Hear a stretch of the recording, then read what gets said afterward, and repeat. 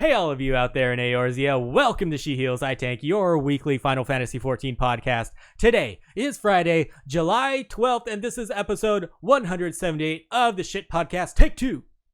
Because Avi fucked me up on the first one. They don't know that. I'm your host, Vegan Pete, and always by my side is the Interrupter.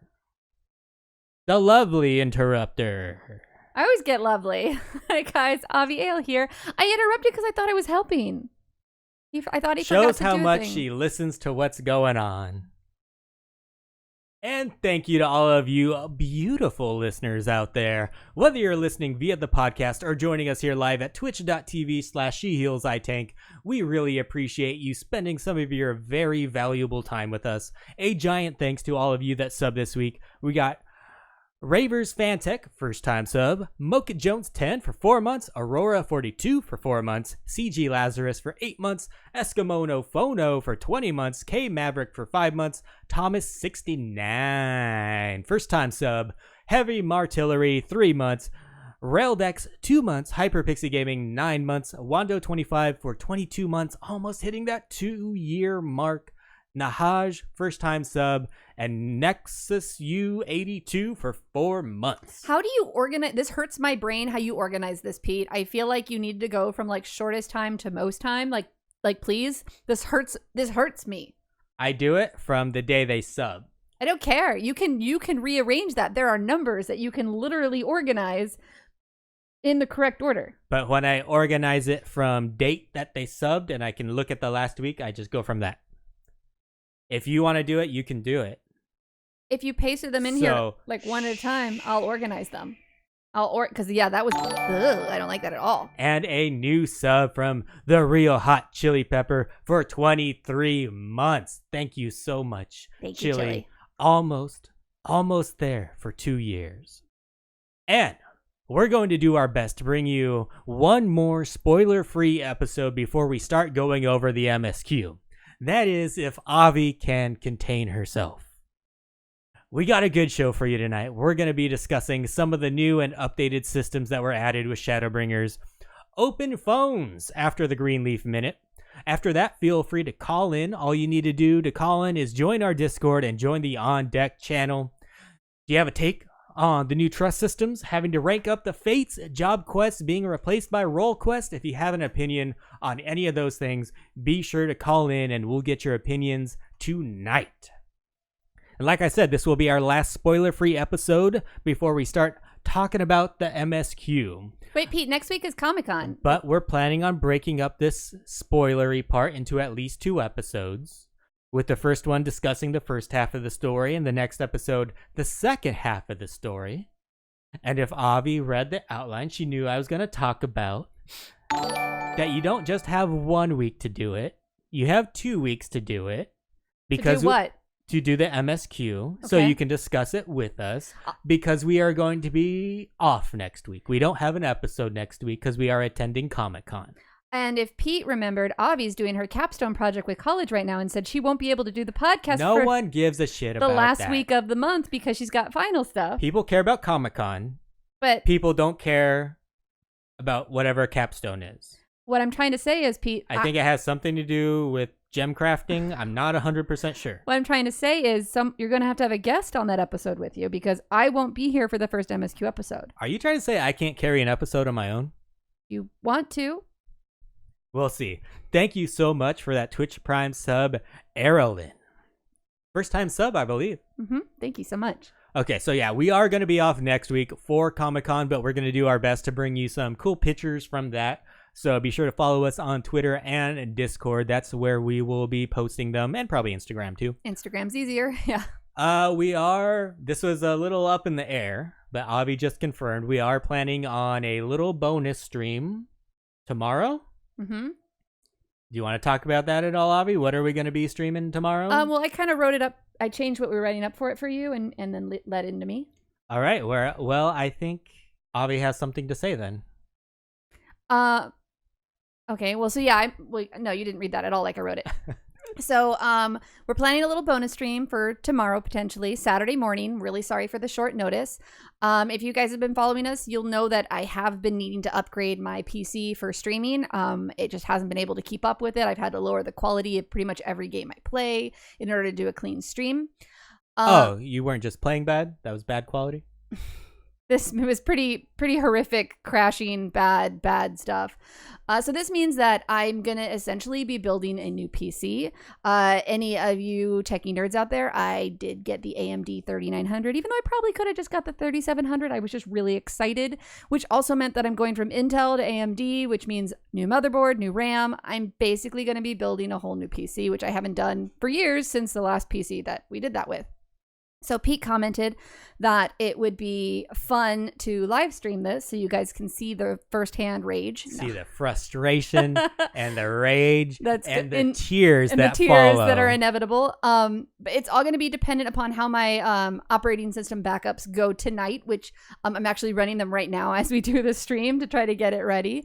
So we will not be streaming after the show tonight in preparation for my rebuilding my PC tomorrow. We are planning on starting tomorrow morning at 9 a.m. Pacific Standard Time, and this could take a few hours. So it's going to be streaming from Pete's computer while I work on the computer, and then he'll probably even turn his camera and watch as I boot it up and try to, reinstall the operating system. You'll get to see me cry. See it not start up the first time she presses the button. Every time. Because I think I've been building PCs for over a decade, maybe almost approaching 2 decades now. And definitely one, maybe 2 times I've had it boot up the first time I press that fucking power button. Yeah, it's never boots up on the first time. And sometimes there's no reason for it. But so it's definitely like a new IRL kind of stream we're going to be doing. So I hope you guys would enjoy it. It's actually going to be our first IRL stream. Yeah. And if that goes well, then maybe you get a little very short IRL stream from Comic-Con or something like that. Yeah, and so I do have plans that day. So the stream will not about your plans. Go any later than 2 p.m. Pacific Standard Time because it definitely can take a couple hours to, because I'm going to be using the same case and a bunch of the same hard drives and stuff. So there's a take apart and then there's a rebuild. If you don't get this shit done in 4 hours, there's going to be tears. I know. So, and I also wanted to respond to something in regard to last week's episode that we received some feedback about regarding spoilers. Are you about to make an apology? I made a comment about Y'shtola dying. I was making a joke about the thickness of her plot armor. I had no intent to actually spoil anything, which honestly, you guys, nothing was spoiled if you haven't gotten to the part where something might happen to her or it doesn't. Her plot armor is really thick, you guys. You know what would have been awesome? If she dies in the last quest of the expansion? Well, but then I didn't spoil it because I didn't know. But you did spoil it, but just... Inadvertently. I actually still think I thought about it later, Pete, and I feel like you spoiled it because I made that comment not thinking about the story at all, saying because Y'shtola dies, making a joke, and you go, "Oh, but that could be a spoiler." I was like, "What? How is that a spoiler?" So technically, you made it a spoil, but I got all the hate for making it a spoil. I'm okay with it. So let me give my apology first. I'd like to take this chance to apologize to absolutely nobody. There it is. I'd like to take this. Going again. But so I am sorry if anybody was upset. I was not intending to spoil anything. It was seriously just a joke because she will never die. If Square Enix ever does kill her, I'm going to be shocked and probably playing the next series of Final Fantasy MMOs. Again, I'm really sorry. I was making a joke that was obviously not a very good joke. So I'll try to be better or funnier going forward. So yeah, wanted to share that. Pete? Oh, get good? Is that what I was supposed to say here? No. Get good at jokes? If you want. All right. Thanks, Avi. Sorry for all the confusion all. You made it very difficult to try to be serious about that. I was like, geez, I'm trying to be honest here. And Pete's like, I'm going to make jokes the whole time. I'd like to take this chance to apologize to absolutely nobody. Mm-hmm. Now let's get back into it. Open phones after everyone's favorite segment. Why was that so loud? Because you tell me to yell it. No, I don't. Greenleaf Minute. It's the Greenleaf Minute. And Avi's got something really good for you guys if you are an astrologian. So yes, this week's Greenleaf Minute is a really awesome tip that's going to help with the recent changes that they've made to astrologian cards.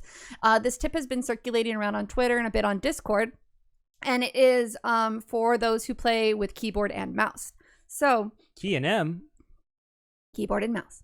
So astrologian cards now differentiate between buffing ranged or melee classes. So that's kind of one of the biggest differences between it. Before, like if it did a DPS buff, it equally DPS buffed everybody. Now it definitely makes a difference between range and melee. So I do know a little bit about this. Go ahead. So now, like, from what I understand, I could be wrong. Like I said, I know, but that's iffy. I've heard that the astrologian cards, they all buff people now, but if you assign it to the right, either melee or range DPS, it's a better buff. It goes from a 3% buff to a 6% buff. Right, so right. So you're missing out on a buff, though, like basically doubling your buff if you buff the wrong person. Yes. So this tip, though, has nothing to do with knowing which one goes to what person. This isn't about that. You just got to get smart. You got to know which sort of class to play it on. So that's not what this is. So, but currently, in order to play your card once it's drawn, what you have to do is you have to locate your party member who you want to play that card on, select that party member, and then press the play key. You can either select your party member by clicking on them within the party, or you can use F1 through F8 to select them throughout the party.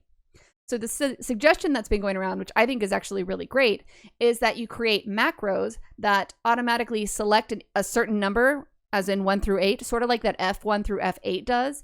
And then it also plays the available card. Then what makes this so clever is that you place the corresponding macro next to the party member on your HUD. This way, when you draw a card, you simply click the hotkey that lines up to the party member that you want to play the card on, rather than having to click the party member and then select play for the card separately. Sounds like a really small thing, but it will really streamline using your cards. If that sounds a bit confusing, because I did feel like it was difficult to kind of explain this talking to somebody, it's definitely easier to understand if you can see it. But I want you to think of it as if you're player 1 on the party list, tank is player 2, next tank is 3, goes on to healers, party goes down through 8 that way. Then you use a vertical hotbar set to hide, hotbar that's set to hide unused hidden, to hide unused hidden slots. That way, it's not super cluttered on your screen. And then you populate the corresponding number macro next to the party member on the list, because they are numbered as well. So the one that you assign with 1 goes next to party member 1, 2, and 2, and 3, and 3. Basically lining up a hotbar with your party bar. Yes. This way, you click the macro with your mouse and the player next to it, or one that is selected and the card is played, all in one smooth movement. An additional tip when you're lining up your hotbar with the party list is that it needs to be 10% smaller than the party list on the HUD, and that will make sure that the macro icon is actually the same size as the class job icon. And then going into that, the macro that you're going to be using to play the cards is as follows, and definitely something you'll want to look up. So I'm going to say that right now we're writing a macro for player 1. So to write this macro, you do \AC play, and then the bracket, left bracket, 1, right bracket within it, \MICON play, and that'll just give it a little, so you can see that it's the play marker. And so then you do the action play 1, 2, 3, 4, 5, 6, 7, 8, and you replace that number depending upon which one it is. If you don't know what macros are, /AC is /action. Yes, and MICON is macro icon. After /AC, which is action, you write the name of the ability. For Astrologian, what Avi's talking about, it will be play, to play the card. Play, and then in the brackets, it's the number on your party list. Picks the person. So I hope this makes sense. If not, the visual image can be seen circulating on Twitter. And we also have it pinned in our healer channel within our shit Discord. So another reason to check out our super fun Discord. Yes, join the Discord. And of course, as of now, with that Greenleaf Minute done, we are taking calls whenever you feel like calling in about anything you have going on in Final Fantasy XIV right now. That's spoiler free. If you have a take on something, don't call to say you're having fun. We know you're having fun. Okay, now it's time for Avi's favorite segment. It's the tweet of the week. I like how we go from everyone's favorite segment now to Avi's favorite This is segment. Avi's favorite segment. No. And because Avi did an oopsie last week, we got to play it twice. You play it twice every time. Oh, what did you say, Avi? We play it twice every time? Well, then, since you made it oopsie, we have to play it 3 times. It's the tweet of the week. I'm going to delete that file And from you your computer. know what I have to say about that? Please don't do it. I'd like to take this chance to apologize to absolutely nobody. Not apologizing to that. Okay. I'm having fun. Hope everyone's having fun. This tweet of the week Oh my god, I got a live one too? comes from Carlos Alejandre, who tweeted us a Reddit thread from the gaming section of Reddit about a very appropriate trophy that people were being nominated for. But they said, I thought Avi is also a strong contender for this beautiful award. And it is just a beautiful golden salt shaker called the Salty Award. And after all of the salt that you have laid on healers, on scholars in particular, Scholars. Because I don't hate the changes they made to healers. I think it's just perfect. You are the saltiest bitch I've ever known. Why are you picking on me so hard tonight? I do something. We don't got much to talk about since we ain't doing spoilers. This is just picking on each other night. Picking on Avi night? Oh, hey, you got to step up your game. Get good. Start picking on me. I'm not in a pick on you mood. You got to drink some more. All right. So now it's time for news and notes from around the realm. Before we do, actually, Chili shared in chat that he gave our show a shout out on a radio show that he was a guest on today. So I just want to say a great big thank you, Chili. That is super sweet of you, and we really appreciate it. I hope you did it in the fastest possible voice, because that's always my favorite. I want you on opposite day. What's opposite day? Usually like a Wednesday. Someone's like, Wednesday is opposite day. Mm-hmm. Chili should do that shit as slow as he fucking possibly can. Oh, he said he did do it as fast as he can. Yes, you're the best, Chili. Thank you. Opposite day, you need to do it slow. I thought it was just backwards.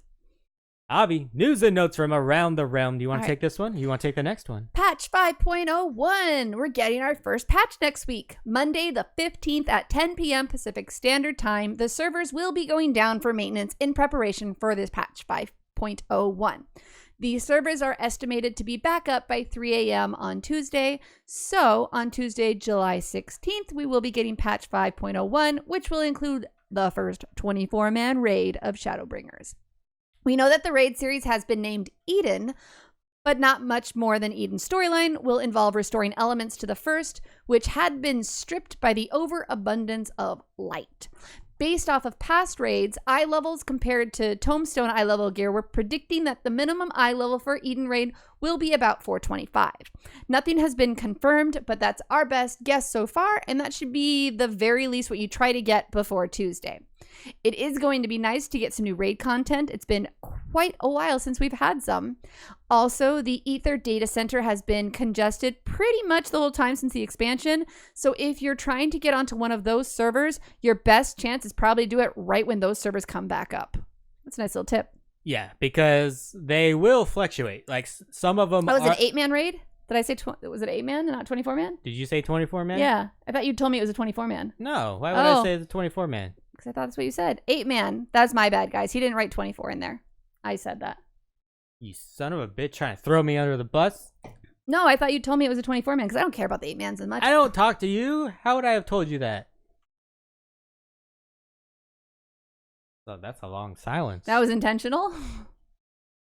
What do you think about this, Avi? Are you excited for the Eden raid? No, because I'm nowhere near that. What are you talking about? I'm not done with MSQ yet. Dude, you're not that far away.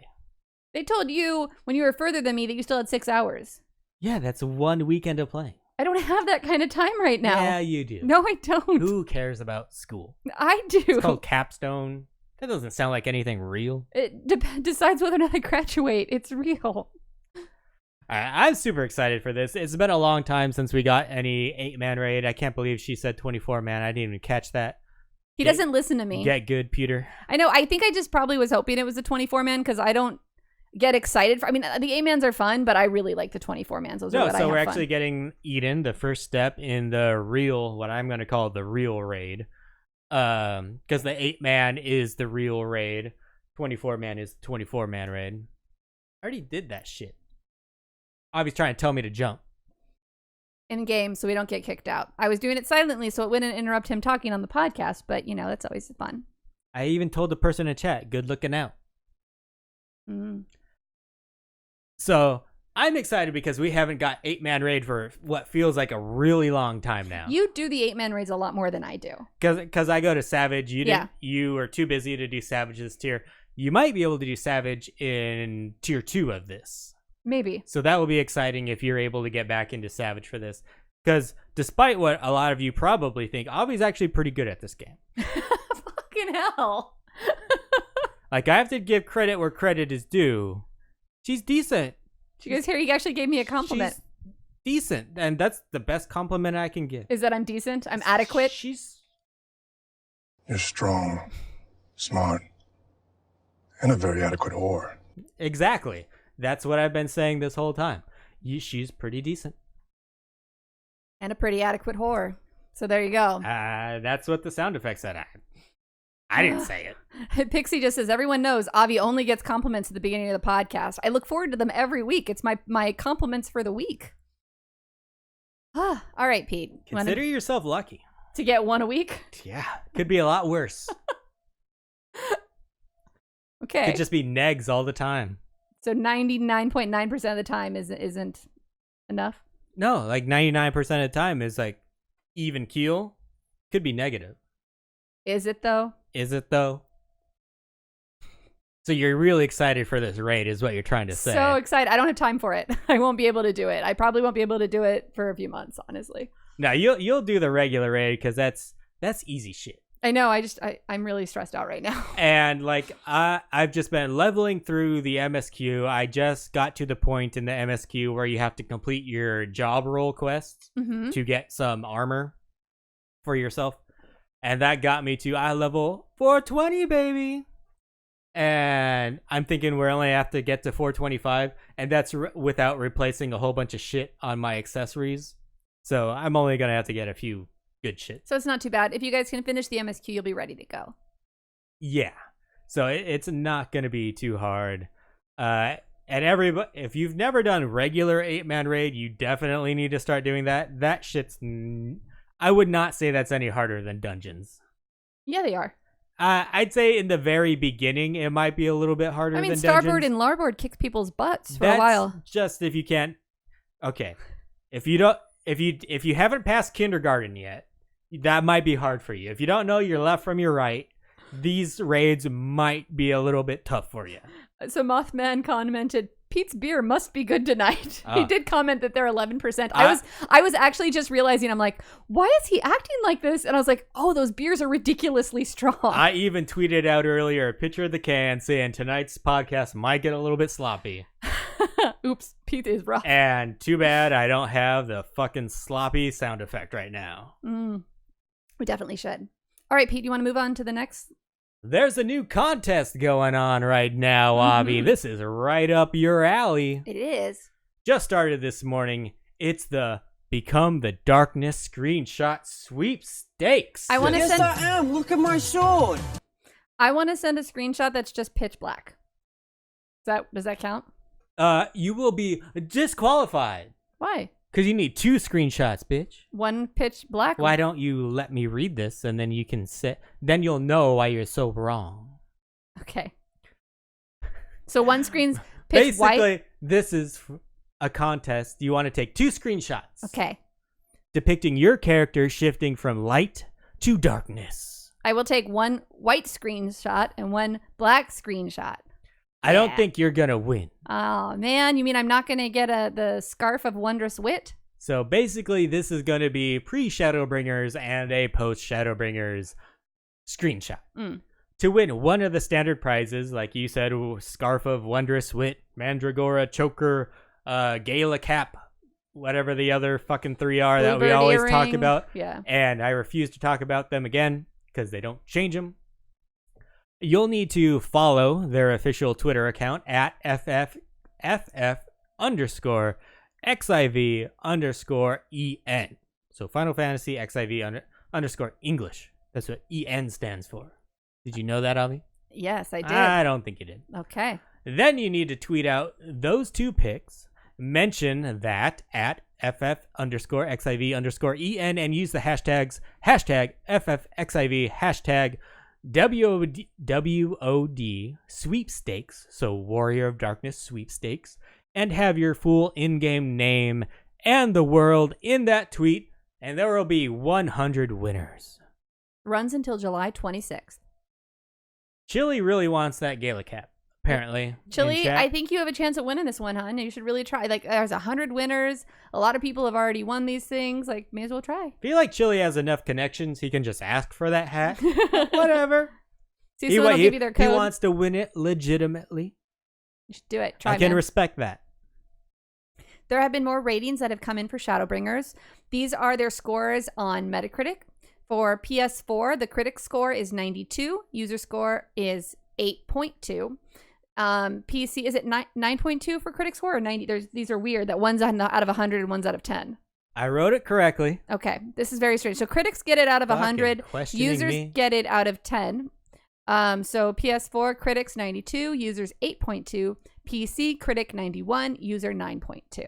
I mean, it's the same freaking number. You just move the decimal. So that's how they do it. They let critics do 1 out of 100. They let users do out of 10. The critic score on PS4 and PC puts it at the #1 rated game for this year for PC or PlayStation 4. It would be tied for the 3rd highest in all of 2018.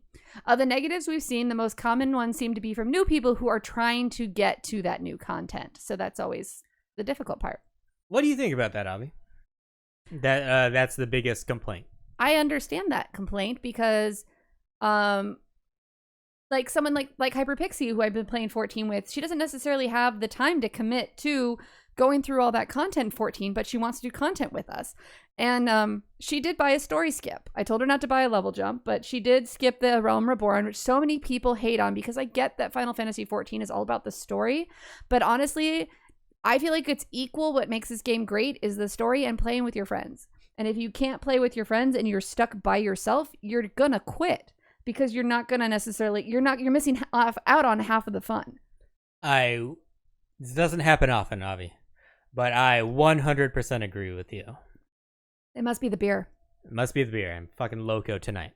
But I agree. Like, I tell people the strong suit of Final Fantasy 14 in the MMO sphere is their story. Mm-hmm. And I do think that does apply to 2.0, 3.0, 4.0. And I think 5.0 really actually kicks it up a notch. Oh, yeah. But even for those first 3, A Realm Reborn, Heaven's Ward, and Stormblood, it's still good story. But I'm going to do a little caveat on that. It's good story for the initial release. Yeah, it's good for when it was released. The storytelling has adapted and changed so much. It's not just that. Like, it's not from like 3 years ago compared to now. It's very good when they can release 8 to 10 hours of story at one time. Mm-hmm. It's when they're releasing 2 hours of story every 3.5 months where the game really, in my opinion, it suffers. Yes.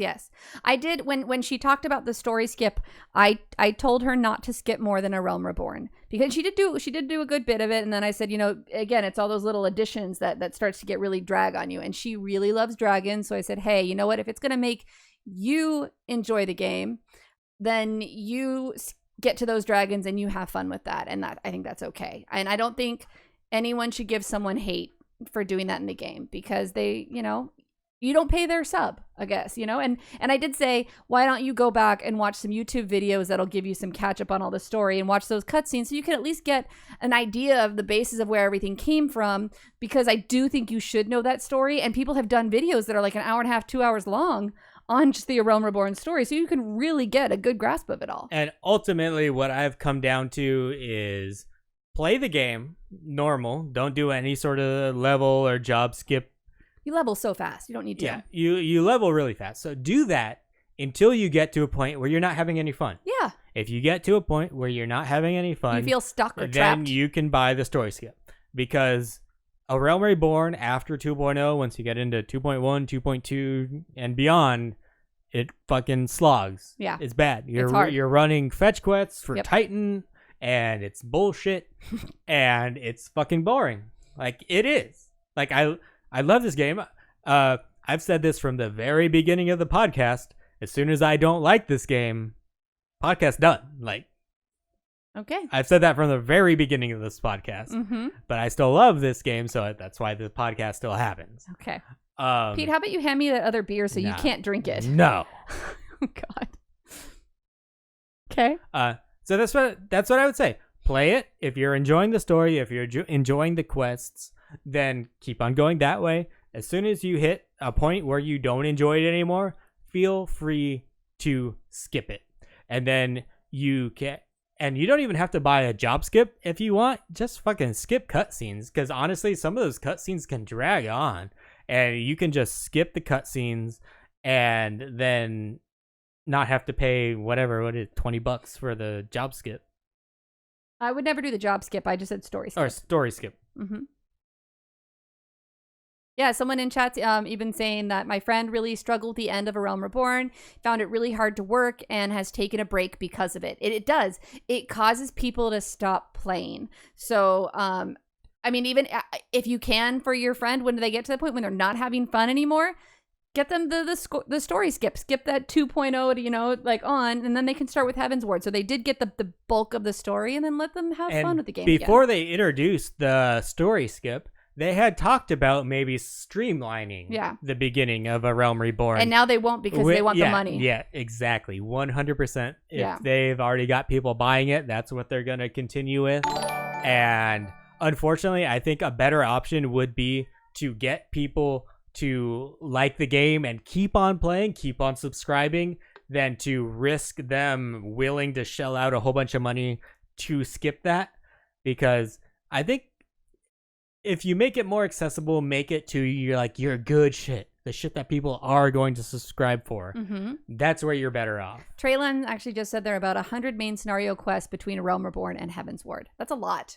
That's a lot. It's ridiculous. And also, Ocops, I want to say thank you so much for that Twitch Prime sub 3 months in a row. All right. He also says Shadowbringers is basically a Wes Anderson film featuring catgirls. 10 out of 10. I don't agree with that. That's why I didn't read that. I'm going to give... fuck is our cat doing over there? I'm going to give a little preview. I really liked the first half of Shadowbringers so far. Pete, sweetie, I love you. I'm not going to spoil anything. I don't trust you right now. I'm not at that point. Don't worry. But I have not enjoyed the second, or maybe if I'm going to break it into thirds, because I don't know how much time I have left. First third, amazing. Second third, not amazing at all.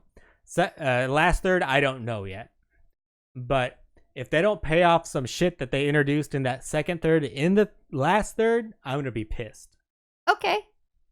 That's what we're going with. Okay. I'm not as far as in it as you are, so I can't comment on any of that, and I won't. And I'm not just shitting on the game. Don't take it as that. Like I said before, I think this is Pete, I don't think you should be giving any comments on the story as a whole until you've done the story as a whole. So far, this is the best expansion that I have experienced in Final Fantasy XIV. Right. But I mean, you're basically complaining that you hope they do something. Well, they just wait until you... Oh, I have my complaints already. Don't worry. Just because I think this is the best expansion, this is the best content that Final Fantasy XIV has produced so far, doesn't mean I still don't have complaints on it. I mean, that's completely valid, but I don't think you should be voicing them until you've experienced the whole thing. Oh. I'm all about premature. I was trying to think of something that rhymed with ejaculation, but I couldn't think of it. That's okay. All right, so why don't we move on to the next segment right there? I need you to do a soundbite for it.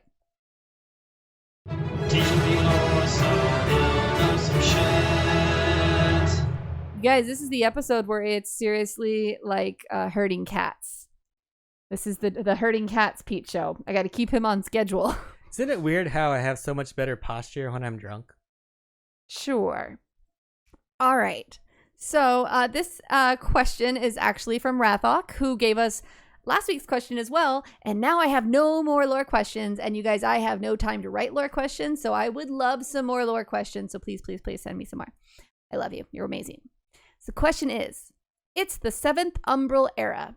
You've traveled to the frozen land of Coerthus. Are you listening to me, Pete? Yeah. in the hope to find the key in order to be able to engage Garuda.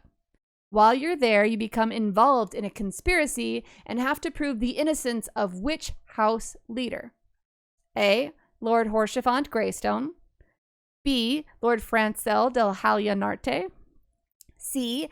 Lord Drillamonte de Lacerant. Or D. Lord Ingarlo Guillame. I think it's B or C. Because Horchefant, he's not the head of the house. So maybe he's a lord, I don't know, but he's not the head of the house. Give me B and C. B is Lord Francel del Halionarte. C is Lord Drillamont de la Serrante. Trying to pronounce that right. I'm probably still butchering it. They feel very French. I recognize the surname in B. Mm-hmm. I realize the forename in C. Mm-hmm. God damn it. I'm going to go with B. Final answer. And you are right. Hell yeah. I'd like to take this chance to apologize to absolutely nobody. Whenever he gets a new soundbite, you guys, it's like the episode is that soundbite. Nailed it. Still undefeated. Yeah, you haven't got one right in 3 weeks. So good job. What the fuck are you talking about? Before that, you got 4 weeks in a row right, and then it was 3 weeks. Excuse me. I've got like at least one part of each question right, and I count that as a fucking win. We don't do partial credit here. It's pass or fail. Since when? Since I write the fucking rules for this shit. Since I highlight it in green or red if you got it right. Chili agrees. Undefeated. That's because Chili's too nice. I'm not as nice as Chili. Chili's the best. Maybe you should marry Chili. I tried at Las Vegas. Moving on to discussion, Avi. First thing I want to talk about tonight is one of the new systems introduced in Shadowbringers. It's the trust system. This has been head and shoulders above the similar squadron system. Mm-hmm. Like the squadron system, the trust system is for you to be able to do some content solo. Currently, it's only available for the 5.0 dungeons. So you play whatever job you would like, and then you'll pick 3 others from a group of NPCs to go with you. And the NPCs that are the ones, the NPCs that you can pick from are the ones that are available to you through your point in the MSQ. Mm-hmm. So at different points in the MSQ, only certain people are basically questing with you at that time. Right. So you can only pull from that group of people. And I think that's cool. That's definitely better than the squadron system where you're running random dungeons with the squadron that you just got by random, basically. Well, no, you can build up your squadron. You can pick these people from the squadrons, but they have absolutely nothing to do with the MSQ. Oh, I see. Well, you should write your own backstory for them, Pete. I'm not on Balmung. I'm not going to do that. So, from a storytelling and continuity standpoint, this system is really nice. It makes sense that you're going through this journey with these people that are the ones that are going to go through a dungeon with you. Like, you've been doing like the MSQ solo this whole time, and then occasionally you get to this dungeon where you need help, and then typically what it's been is you have to join the duty finder and you're doing this dungeon with other warriors of light, but that doesn't quite really make sense because you are supposed to be the warrior of light. I guess it is more lore appropriate. Yes. So that's what I think is a positive of this system is you're doing this MSQ with these people, Y'shtola, Urianger, whoever, and then you get to a point where you can do a dungeon and you can choose to go with these people that have been joining you on your quest this whole time. Mm-hmm. And I think that's really neat. I think that's really cool because you can do it with them instead of some asshole like me in the duty finder who's going to ruin your cutscene with some metallic green subligar. This is actually something they brought in from Final Fantasy XI, if you remember.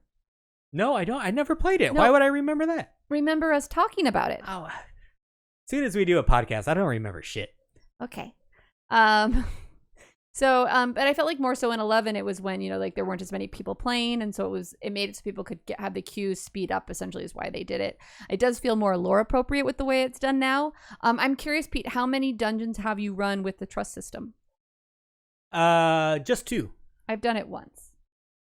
I did it once just to test it after I had run the first dungeon through Duty Finder. Mm-hmm. Did the first one with the Duty Finder. When I got to the second dungeon, it was pretty late in the night or very early in the morning, like 1 a.m. Mm-hmm. And I queued via Duty Finder, and it was estimated like 20-something minutes. And at that late in the night or morning, I didn't want to wait. So I ran the first time, the second dungeon as a trust. Mm-hmm. I enjoyed it. I thought it was a good option. I like it having it as an option, and I like that, as Chili just said, I was going to say, you can use the trust to farm dungeons for minions or gear drops or whatever you want, and I think that's a really cool option. It does, for the gear drops, it does cut them in half, but if you don't have people to roll against, so you're more likely to get everything that drops, so there's that to think about. If you do get that minion, you don't have 3 other people to roll against. Right. I don't like the idea that excuse me, sorry. I don't like the idea that it's taking away the socializing aspect of the game. I do like that it does force people to sort of socialize with these dungeons, but it does suck that, sometimes the queue times are so bad with certain jobs that they can't really, they just have to wait half an hour to get into a dungeon. It is a nice alternative, especially since it's not all of the dungeons, it's just the newer ones, and you don't get the roulette bonus with the trust. So it's not necessarily something people are going to do so often to spam stuff. It'll be to spam for getting gear and stuff like that. So are you what side do you come down on? Are you in the middle? Are you going to play it safe like that? Are you going to say you like it or you dislike it? Why are you getting all condescending on me saying, am I going to play it all safe like that? Because I'm doing the typical sports radio thing. We need to argue about one point. Pete's intoxicated and has been listening to a lot of sports radio today, so apologize. I just commented that I like that it gives you the option to farm stuff and to cut those queues if you're trying to do a particular dungeon, especially if you're trying to farm for a minion or a piece of gear. But I also like that you can't use them to get the roulette bonuses, so it's not going to take away from that. Yeah, of course you're not going to be able to get them for the roulette bonuses. That wouldn't make any sense. And like we had someone earlier in chat, I believe it's Oaken Hops, talking about how they should force players to be social and play with each other. I mean, that's fine and good, but the people who want to do it are going to do that. It's definitely faster to do these dungeons in a player-made group. Right. But this is for those people who don't want to play with your dumbass. Right. I like that it gives them an option. I have friends I've mentioned before who like to play this game solo, and they were actually waiting for this system, which, like I mentioned, had been implemented in 11, to be implemented in 14 because she doesn't have the time to put into the game, and so she doesn't feel her skills are up to like what people expect for, doing this content together. And so if she just does it with a trust, she can do it at her own pace and her own way, and she likes that option. Yeah, so in my opinion, trusts are a very good system. Currently, they've said they only plan to have it in 5.0 and beyond. I think they need to be adding this to earlier content. They should have this right away. They should add this shit to the MSQ dungeons. This should not be something that new players have to wait in queue for people to queue for MSQ roulette. Because that's the only time people queue for MSQ is from MSQ roulette. I'm pretty sure that they will be adding this to different content eventually. I'm hoping it's not added to all of the content, but definitely the much older content, especially the MSQ stuff and things that have an unreasonable length of queue time for people to get into. I think it'll definitely be an element of that streamlining you said you wish they had. Yes, streamlining in addition to that, because right now MSQ roulette is pretty quick. I will give them that because it's the start of a new expansion, and because when I ran an MSQ roulette at level 79, I got almost 15 million EXP. So people will do it for that because it seems to be scaling really fucking well. Or, well, I mean, the other thing that kind of sucks is that the squadrons are available for older dungeons, but you don't have the squadrons available until you've leveled up in your Grand Company. And so you're not able to do it with those older dungeons until you've passed them and you don't need them anymore. And it's not for all of them. It's only for a select few. Right. So it'll be interesting to see how they decide to implement this. I or hope not. they go backwards, and I hope they start with the MSQ dungeons. There's only 2. Fucking do it. It's doubtful, but I think it'd be good to do it for the MSQ, especially. Anything locked behind MSQ, anything locked behind MSQ should have that available. And it's all like we said at the beginning, it's very nice if you're playing it really late in the night or early in the morning, and you just don't want to wait for that fucking duty finder to pop. So I'm 100% in on it. I don't care. Like, this was not hard for them to implement. Like, they had already started the process with squadrons. If you think this like took a whole bunch of development time, I don't think it did. Well, I see Okops. Yeah, you have a more negative comments, Oaks. Like, you're just typing this in chat. We've got the On Deck channel. If you want to come in and voice some negative opinions on the trust system, we are here to hear it. Fight me, fucker. Yeah, Pete's all snarky today. All right. Hey, thank you for that, Kai Zen Ken, with the first time sub, I believe. Thank you so much. Twitch Prime sub. All right, or maybe Oak if he grows. Oh, we got a follow from Gemorky. But let's move on. All right, Oak Hops joined. Okay, he wants to fight. All right. Oh, we got 2 people in there. Oak and Hops, you joined first. You're the first name I saw in there over the person who joined just after you. Oak and Hops, you are very... Hey, shut the fuck up. You're very opinionated. Hold on, you're a little bit loud. Can you tell me a nursery rhyme quick so I can test your volume? Alright, I'm talking now. Alright, what do you got to say? Okay, I'm gonna die to this Sin Eater to say that. First thing, Shadowbringers is the best expansion in Final Fantasy XIV. It's the best SE content since Final Fantasy X. That's okay. really boring. I agree with you so far. That's the only Final Fantasy you've played other than 14, Pete, so you can't really agree with that. I've played 10. Uh-huh. What now, bitch? It's the only other one you played. And have faith on the story. Like, the last 2 hours is the best. So don't give up on it. It does get a little tedious there towards like 67. Well, I mean, any like, so thinking about movies when there's a trilogy, and it's a good way to think of stories in general with the beginning, the middle, the end. The middle almost always has a lull. That's the middle gets you to the end. So it rarely ever keeps that height, that level in any story. It usually kind of goes really good. Sometimes the middle makes me lose my wood. You plateau, and then that dick flies right out of my dick. What? What? Go ahead, Oak. That sounds really painful if that's flying out of your dick. A dick's flying out of his dick, yeah. You know, goes in, not like out the tip, breaking the skin. Though. Go ahead, Oak. And the problem is that SE continues to make all these little subsystems that create ongoing development resource allocations. Great examples are like Eureka, Trust, Blue Mage.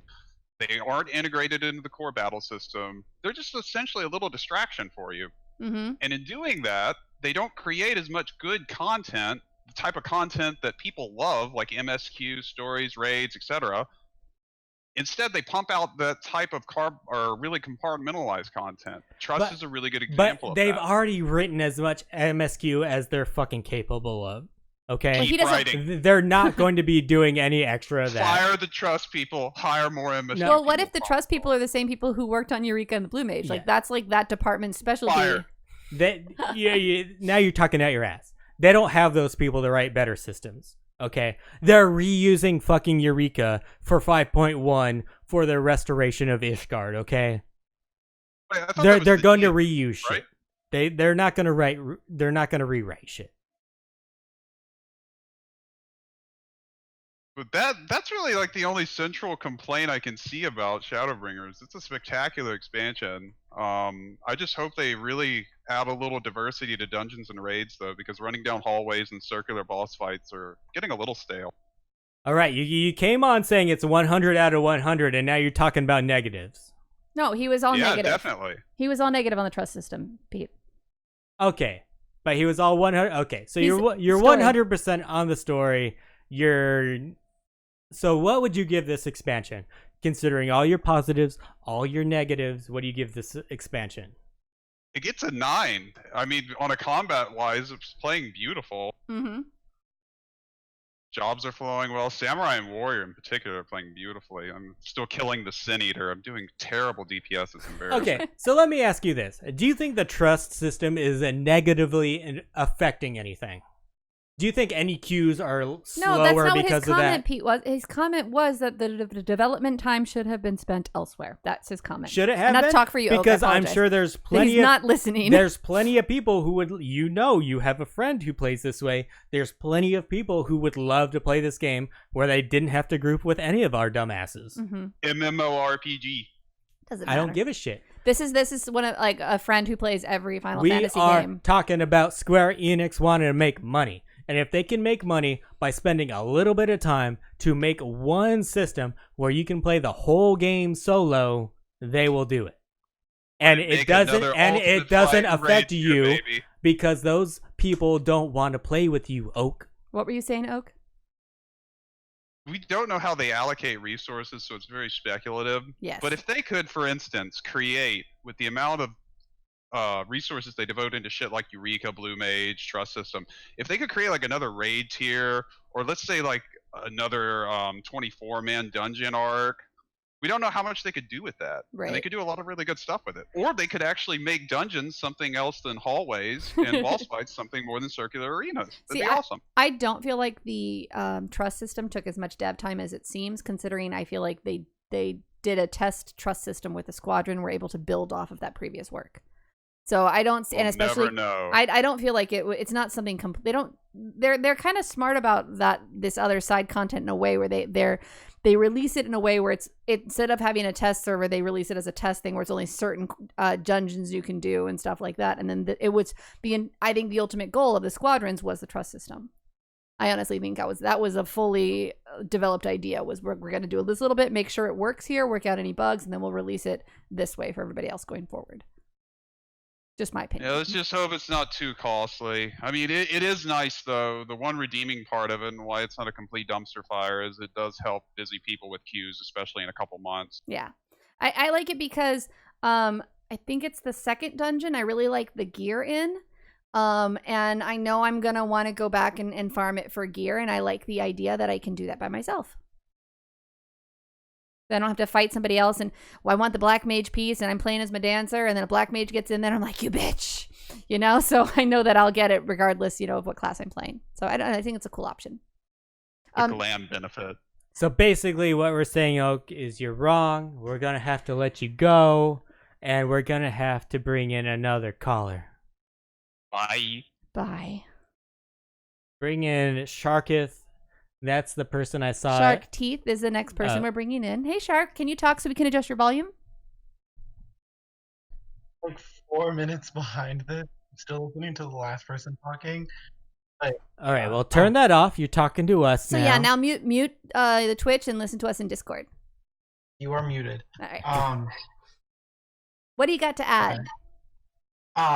Well, I missed the previous thing, but I don't know. I guess I started listening to you guys yesterday, and I started with the episode. So I play healers. Okay.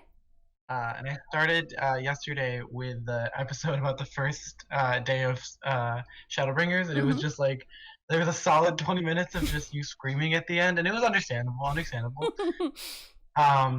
I don't know. I'm here to say that I played Scholar. I mean, I usually play. I usually switch between White Mage and Scholar, and I played Scholar up to 80, and it was an okay experience. I'm not gonna lie. Like you what you said earlier, and I don't know if your opinions changed. What you said earlier about healing dungeons at 70 sucking. It sucks so much. It's so boring. Yeah. Horrible. It's just so hard, and it literally. But it's absurdly hard. Like the fact that you don't have protect, the fact that tanks don't have increased cooldowns, and the fact that their damage caps off at like 20% for their tank stance that they get as an auto ability. That's like it's terrible. Scholar is interesting though, because what really matters is, I'm sure you've noticed that like changes in the dungeon design are evident, and it's like cool, whatever. I guess I'm just on here just to rant. So, No, we love the rant. No, Pete, let him. This is my thing, though. It's like, okay, maybe it sucks at 70, but how does it feel at 80? Have you gone to 80? Oh, Have you He said healed he's those gotten things? to 80, yes. I've gotten to 80 on I've gotten to 80 on 3 classes. I've gotten to 80 on Scholar, Summoner, because they're like flip-flop. That's why I did Scholar. And then I got to 80 on Paladin. And I'm getting there with White Mage. So Scholar, from what I understand and from what like the numbers seem to be showing me, is that with Scholar if you didn't like White Mage because their positions have completely flip-flopped. Yep, I didn't like White Mage. White Mage is the damage dealer, healer that doesn't heal as much as they should, and Scholar is like the pure-blooded healer. It's terrifying. So I guess all we have to say is healers adjust, right? Yeah, I suppose. But I actually always found White Mage boring because I didn't have. I like having too much to do, and Scholar was always your too much to do class. It gives you a lot to do, and Yeah. it's fun. It's fun. What is it? But what I was saying is that at 80, Scholar feels a lot better. Basically, from what I understand, White Mage has more MP regeneration tools, but they also have a lot more MP draining things to do AoE healing, and on base level they look like they take a lot less mana, but they don't, because whereas Scholar has Fey Blessing, which does 350. They have Indomitability. They have the Seraph, which does a lot.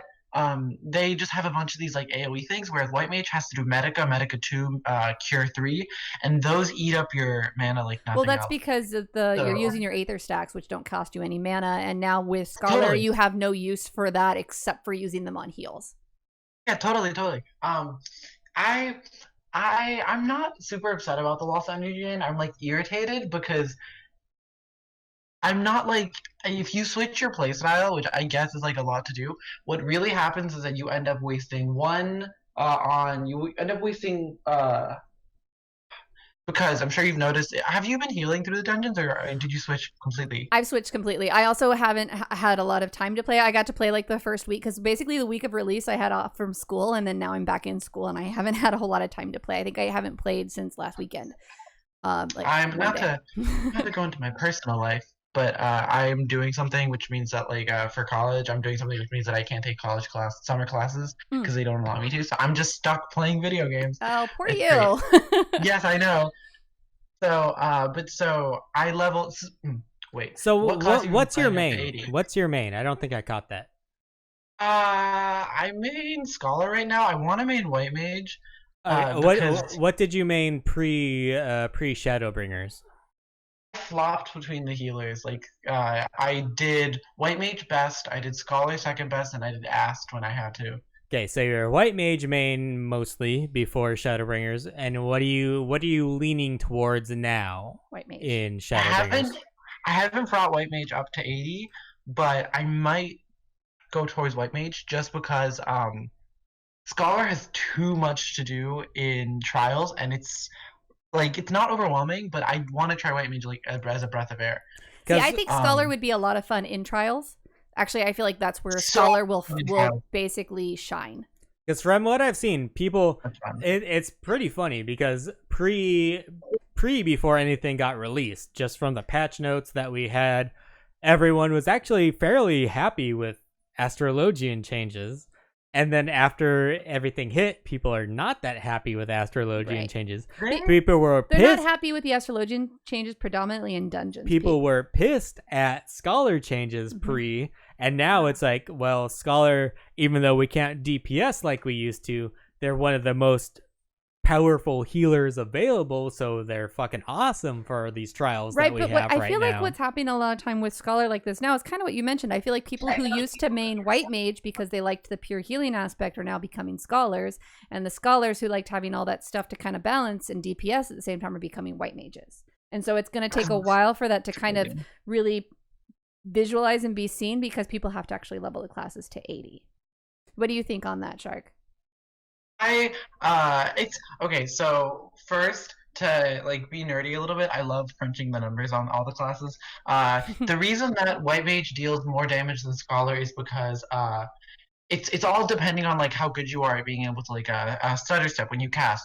Overall, White Mage and Scholar both have 1 dot and 1 base ability. Scholar has a second one in Rune 2, but that's more complicated. So White Mage does 120 with their dot, like flat out, and then they do 600 over the course of so that's 750. Scholar just does 600 over the course of their dot, and then their filler damage ability, Broil 3, does 280, whereas White Mage just does 300.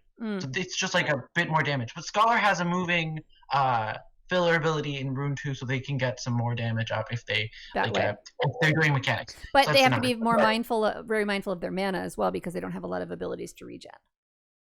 Tomato. I mean, honestly, they both eat up the same amount of mana. So in damage abilities, you have to be less worrisome. It's more in dungeons that your mana gets eaten up, but overall in trials, I've only when done you have your second dungeons. healer. But to get back to the question, which I totally got off topic from, what was it? How big is Which it? healer do I like more? No, Pete. Sorry, we have What is it? we have intoxicated Pete tonight. I'm herding cats. Do you have not to rush you at all, Shark, but we do have another person on deck. Do you have any closing thoughts you want to say? So final statement is that I feel like White Mage, I want to try White Mage out because I feel like Scholar is you push all the buttons perfectly and it's great. Right now you substitute in your energy drain to regen mana for Sacred Soil, which sounds super crazy, but you get an ability that gives your Sacred Soil regeneration, so it works the same as a lustrate. So it's crazy because you don't think to do that. That's the real mind-breaking thing that you should do as Scholar, which you don't think to do. Right. They just have all these little like regens, and then they have their fairy regen. So it looks like they don't have a lot of healings, but they have a lot of these like tiny regens in the 150, in the 120 that you get the regen with like whispering whatever, and then you get that thing. So it's crazy. But all right, one White last Mage question So seems for scholars you. have to think of like White Mages now, where they actually regen. Who's your favorite host, Pete or Avi? He's only heard one episode. It's enough. Avi has a prettier name. Thank you. Careful. That's my final statement. I'll take it. Have Okay, a Wow. Pete, you sound like one of the guys from Join the Party, a D&D podcast thing. That's it. You gotta go listen to that, Pete. I was ready to drop your ass, but I have no idea what that means. So But I'll look up Join the Party and see if I can hear it as well. Have a wonderful good day, one. Thanks for Shark. having me. Thank you so much. All right, and next on deck we have Onikaru. Oni, Karu, how are you doing tonight, my friend? What's your name? What's your character name? What server do you play on? So you guys know me as Edge Odin Blast. I sent you a gift, I believe. Yeah, exactly. Yeah, thanks, man. So my boy liked the coasters. But yeah. Do you my mean your character son, or is, you're like your best friend, your boy? one and the same. He is my son, and he is my best friend. There you go. That's awesome. But yeah, so Onikaru on Louis Soir server in EU. And yeah, I've been loving the expansion as well, as everyone else has. The same kind of stuff, the music levels, etc. But it was a different start for me. This game scared the shit out of me when the release came out, because I thought they'd ruined it for me with the changes to Dark Knight. Oh. So you're Dark Knight main. I was. Aw, yeah. Yeah. Well, this is the first expansion that I've actually been around from day one, because I joined the game when Stormblood came out. And took a long It's so time fun, to isn't it? So you haven't had the experience of Avi, where every time there's an expansion, they fucking ruin her class. But you her may job. be getting that now, where you didn't like the changes they made. So I did not expect the changes. I listened to what you guys were saying with the changes coming up and knew certain moves were going. What I didn't pay any attention to was the ridiculous extension on the cooldowns of certain moves. And the changes to like not getting MP back and stuff, which just destroyed the rotation I knew. I totally get it. So what's your main now? Gunbreaker. Really? Oh my god. Pete's been loving Pete Gunbreaker Shana. as well. Yeah, it's so good. So I was going through the story with my dark still, so I kind of have stuck with it to a degree. But yeah, my Gunbreaker's overtaken now, and That's it's so awesome. much more fun. So have you leveled have you leveled Dark Knight to 80 yet? No, I've not finished story yet because I was spending time getting Gunbreaker up. So my Dark is 75 and my Gunbreaker is 76. So you heard me talk about how much I like Gunbreaker, and you decided to do that. All you people. All you. No, I called that out way before. Yeah, I'm actually I'm still, I think my dancer, if it's not 78, it's 79. She's 79, and I am not as upset about how much I did not enjoy healing with how much I am enjoying playing dancer. So I get it. Like and it kind of happens to me, I feel like, every time with the expansion. I'm really disappointed with the changes that they make to the class I play, but then I try different classes and I find something else I enjoy in a totally different way. Dancer's getting fucked next expansion. Bet on it. Yeah, I won't start that one. So but like yeah. What is it that made you change? So you were remaining Dark Knight before Shadowbringers. With Shadowbringers, apparently at some point you switched. I assumed you started with Dark Knight. Yeah, I did. And what made me change was feeling overnight that I was an awful tank, which is what happened playing Dark Knight was Dark. pretty squishy at level 70. Do you really think that was something to do with the tank, or do you think you do like 3 dungeon runs, you might get 3 shitty healers. Like, who knows? How far did you level Dark Knight? So it's 75 now. Okay, so you gave it 5 levels. I've stuck with it, and I will get it to 80. Yeah. But but yeah, I didn't consider how squishy tanks are compared to before as well, so that probably didn't help. But yeah, that and just the easiest way to describe the Dark Knight changes, they have the invulnerability move, which between that, when you do big pulls, you could do that, the kind of health regen one, Abyssal Drain, and then Quietus, which would regen your MP to start that cycle again.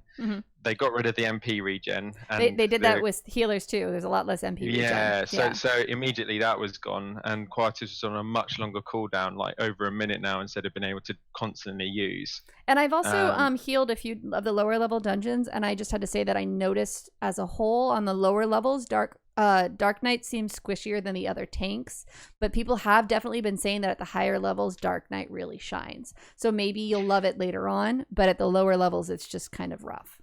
Yeah, and that might be the case. I think it's why I'm enjoying Gunbreaker, though. It seems to be easier to manage doing bigger pulls, which I enjoy doing. And Dark Knight, it seems pretty difficult. I was wiping the party a few times with pulls that I would do in my sleep before. So, like, I thought I had this. I'm sorry. All right. Have you run a trust system with any of your tanks? Not yet, no. So that's something I haven't tried. That might be fun to do. Check it out and see what kind of size pull you can do and stuff too. It's kind of fun to just try. I don't know. Yeah. And I'd like to say thanks to Pete's advice before game, actually. I spent lots of time crafting 64 to 69 level tank gear and made lots of gil as a result. It worked really well. That's awesome. Good job. Yeah. Both you guys. Yeah, thanks, guys. Pete and Ideas. And thank you so much for calling in, Oni. Thank you No so problems. much. Bye. Cheers, bye-bye. I'm so happy about that. Someone took my advice. Yes, rarely ever happens. All right, Pete, did you want to... Y'all would take my advice, you'd all be a bunch richer. A bunch richer. You want to go into... So Fates now is an older system that got a revamp in Shadowbringers. There is now a new menu located under Travel, which is called Shared Fates. This menu brings up a screen similar to what you're used to seeing for the Aether Currents, and through this you can see the Shared Fates rank for each zone and how many more levels you need until the next rank. The Fates also drop these bi-colored gemstones that are actually really pretty, and they are actually a currency that can be traded to a gemstone merchant in each of the zones to buy stuff, which is going to be dependent upon your ranks. At rank 1, it looks as though only crafting materials are available for you to purchase. Neither of us have started crafting yet, but if these are actually used a lot in crafts, then it's going to be pretty handy to having to go and farm these mobs within the Fates, and this might be easier than the ones with bad drop rates. At rank 2, you can get a riding map for the zone so you can travel on your mount on the ground faster, but they don't increase your flight speed, so they're not super necessary.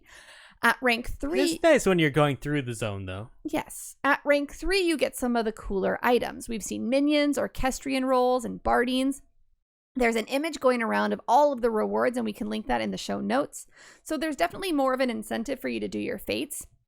I believe you reach rank 3 after getting gold in 60 fates. Pete's definitely been doing a bit of fate farming because it's not only, leveling these ranks, but it's also great experience points. And these new rewards are just a bonus. We've actually been commenting that we really hope they would revamp the fates and make these open world content more viable. And so it's really cool because after rank 3 and you get rank 3 and then you have all the jobs you want leveled, there won't really be any more incentive to keep doing the fates. But it's still nice that this is there. I thought Pete was going to say something. No, that's my biggest thing with this is like I do think it's like a worthwhile system, like because it does give people some incentive to even do it that many times, right? Which is going to be close to 100 times. But it's like, do people really? A lot of people don't care about getting that minion or getting that orchestrion roll or getting that barding. And so I don't know how much that's really going to get people to do it. So I don't know how much it really helps. Most people care about getting the minions and the barding and stuff. But KK McLeod actually said that a really great place to check for the reward info for the fates. Mioni has a wonderful video out on YouTube. And he just shared that in the chat on Twitch. So you can definitely check that out. But it's just like, I look at when people do like the Who Am I on our Discord and it shows like how much minions and mounts they have, and it's like they don't really do those ones that just takes like an absorbent amount of time to get. Like I think the ones that are harder to get, like but you only have to do it one time, those are much better than shit that takes you for fucking ever and ever to farm. I don't think this is forever and ever to farm though. I mean, you have to do 66 fates. That's not forever and ever. That's not like trying to get your tank mount. We'll see how fast you get it. I'm not in a rush to get it. So yeah, I don't think you're in a rush. But it's something I'll get eventually. Let's see how fast it takes normies like you to get it. All right. So replacing the job quest this expansion are the role quests. Pete, have you done any of those yet? I have done all of the tank role quests. And I have to say, I'm not impressed. Oh, okay. I haven't done any of these yet, so I can't actually comment. I don't think they're any better than the job quests that were Ocops before them. is disagreeing with you. He's saying the tank role quest was great, you simpleton. KK McLeod is doing the healer one now. I did accept I wasn't, like I said, having fun with healer, but I really liked the drunk Lalafell. If I'm going to so I accepted the healer one. 100% honest. You're always 100% honest. If I wasn't doing a podcast for Final Fantasy XIV, I would have skipped every fucking one of these role quests. All right. Like, you mean the cutscenes? Everything. The bitch talking to me, skip. Okay. I don't give a shit that you tell me to fucking look for the shit. I'm learning a little bit more about this warrior of darkness. So I don't give a shit. Work that into the main scenario somehow. There's enough fucking garbage in the main scenario that you can add this into the main scenario quest, and it would be a much more cohesive story. Put that into the fucking main scenario. Don't make me have to do this shit, and it'd be a much fucking better experience. So everyone in chat is disagreeing with you. I don't give a shit. They're saying that this is why you need lore. So it is in the MSQ. It's in main scenario. It ties it all together. Shut up and finish it before you bitch. I've done the... Pete, you have not finished the MSQ. I haven't finished It's integrated yet. Look, I haven't finished the MSQ, but I've gotten to the part where I had to do all the fucking role quests, and I don't give a shit. Pete, stop and listen for a moment. I'm about to spoil some shit. Don't. Pete, what they're saying is it ties in later. Keep doing your MSQ and you'll get a payout. Stop being this right now, okay? Listen. I'm not all about the role quests, okay? That's okay. So far. But I feel like you might be like having to pull back your words when you finish the MSQ because people are saying that it really comes together and Pete does not need another beer, you motherfuckers. You know how I am the most pragmatic motherfucker there is, okay? Okay. If something's good, I'm going to call it good. If I talk shit about that before, I'm like going to be like, look, I talked the mad shit about that fucking system before. But look, once I did it, I fucking like it. I will do that. I will eat crow. I have no problem with that. I will admit when I'm wrong. I'm pragmatic. I'm not dogmatic. Okay? I will admit when I'm wrong. But so far, I do not like the role quests. I don't think they're any better than the job quests. You never liked the job quest? This is not an. I always enjoyed the job quest. I fucking hated the job quest. I liked the job quest. They're fucking horrible. No, they're not. Fucking bad storytelling. Maybe you just played the wrong class. They're fucking bad. I liked them, and a lot of people like them, and then you get a lot of flaming shit emotes. I don't think Chad agrees with you. I love the warrior one. Bad. Read a fucking book. Pete, you are one to talk. I just learned to read, but read a fucking book. I really enjoyed the warrior one. I had fun with the dancer one that was just brought in. Scholar is wonderful. White mage was a bit boring, but you haven't done any of them. Yes, I have. I just talked about the ones I've done. Ooh, dancer. And warrior. You did dancer, job quest. Yes. The post 70 one. Yes. Which ones? All of them. Mm-hmm. I liked them. All right. Let's move on. I'm not going to say you're wrong. You are by not saying, but it's okay. So let's move on. Do you want to read into the stuff that you added? We are long enough on this episode. Do you want to save those for next week? I want to talk about the crystalline mean a little bit. Okay. Similar to the role quest, we have the crystalline mean for I can't talk about this at all because I haven't even looked into crafters this. and gatherers, and this is why I wanted to talk about it, because you can't fucking say shit. Okay. Like the role quests, these replace the job quests for crafters and gatherers. I've only just started to tickle the tip to touch the crafters and gatherers. But in a couple of play sessions, I've been able to take miner from 70 to 79. Okay. The quests from the crystalline mean give great experience. Especially if you give them the high quality items. But since a miner and gatherer now share the same quest, you can only do it for one of them. So that's like one negative. Even though like my negative is I don't like the quest, this is another negative that I don't like. That they share it now. So I would imagine that botanist now that I have already done the quest on miner is not going to level as quickly, because I got fucking amazing XP on miner when I was going through these crystalline mean quests. So they're forcing you to level one before the other, not at the same time, essentially. Pretty much, like, you get to pick and choose. You can decide which one.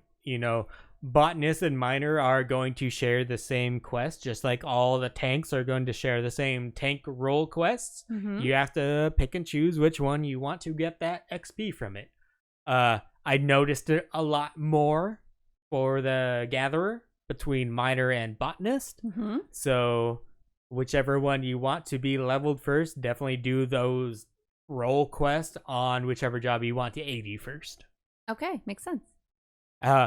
But in general, between the gatherer, crystalline mean ones, and the job tank ones, and I've done a little bit of the job monk ones, don't give a shit about either of them. Okay. They do not stand up. Pete, we're not talking about that anymore. They do not stand up to the quality that is the MSQ, and should be ashamed of themselves. All right.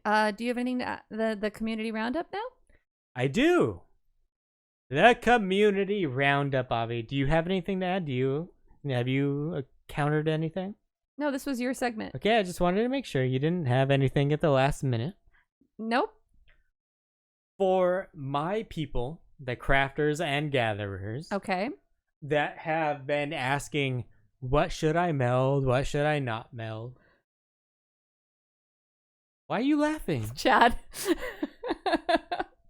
Continue. I look at you. My cues are off of you. Okay. Not fucking oaken hops, okay?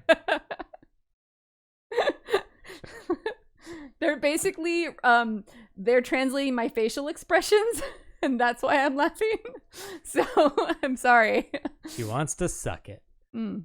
That's what the facial expressions All right, are. so the community roundup, partner. So you said you had something for crafters and gatherers? Yeah, we talked about last week how you should go to the Ariala site for the hunts. Uh-huh. You should also go to the Ariala site for melding your fucking gear. Oh, so we're like community roundup being the same one we did last week? Yes. Mm. But this last week was exactly for, because if you click on the link we clicked last time, it's only going to the hunts. Okay. This one's gonna go to how to meld your fucking gear. You didn't actually paste the link for me to share. Yeah, get good, bitch. For melding, you said? Yes.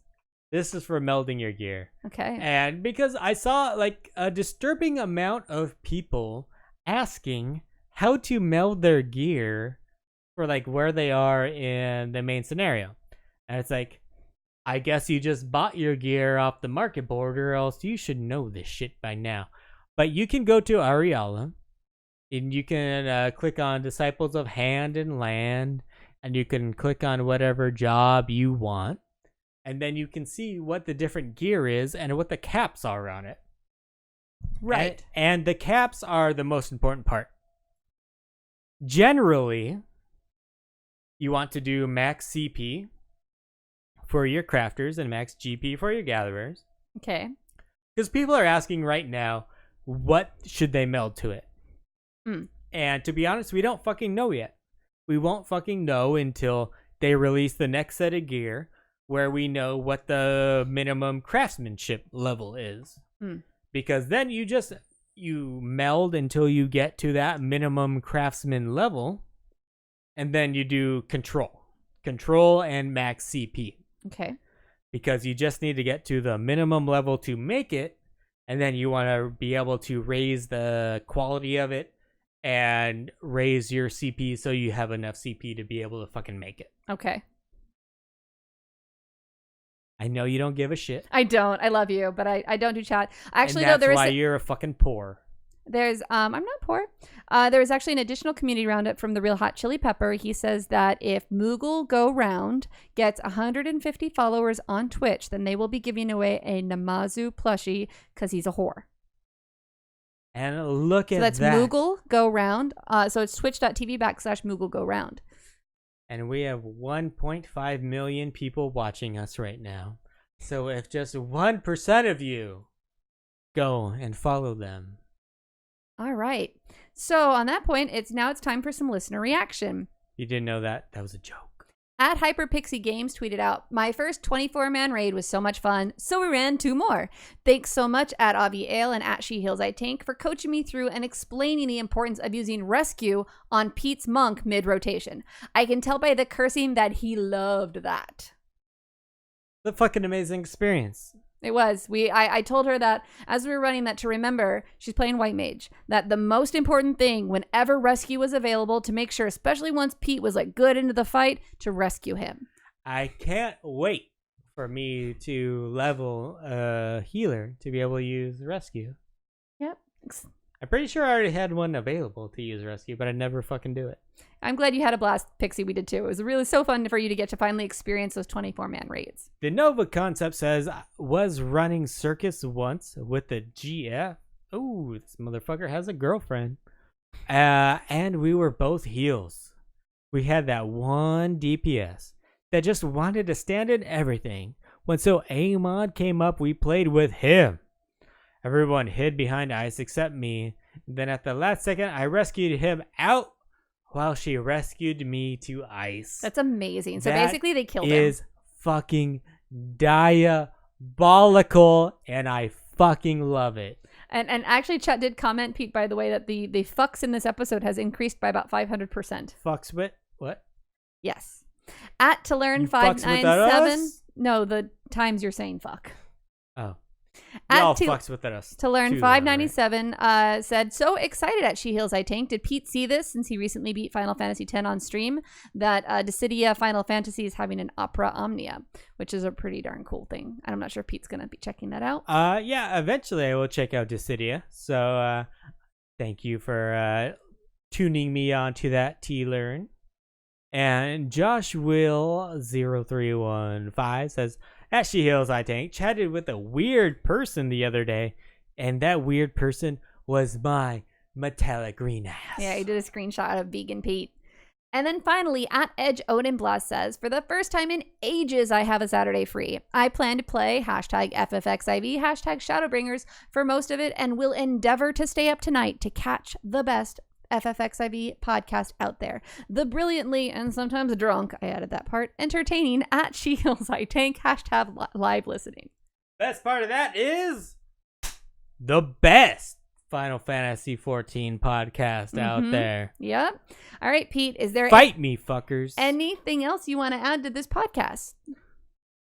We're the best. I don't know. All right. So on that note, that's going to be it for this episode. As always, we've enjoyed hanging out with you all here live on Twitch. Thank you so much for Chili's spending pretty good, though. your time with us. I've really loved all of the live commentary to my facial expressions, to the herding of drunk Pete to keep him on schedule as much as possible. And anyone new here, be sure to I hit think I that did pretty good. follow button so you know the next time we will be going live. And a great big thank you to everyone listening to the podcast through iTunes, Stitcher, Podbean, or whatever new app is out that I don't give a fuck about. You really are the reason we keep making episodes. And remember, wherever you do listen, it would mean a whole shit ton to us if you gave our little shit podcast a rating or review. Or more importantly, tell a friend to check us out. Here with Vegan Pete, I'm Avi Ale, and he's drunk as fuck, and I'm really tired, so we will talk to you next week. Goodbye. Goodbye.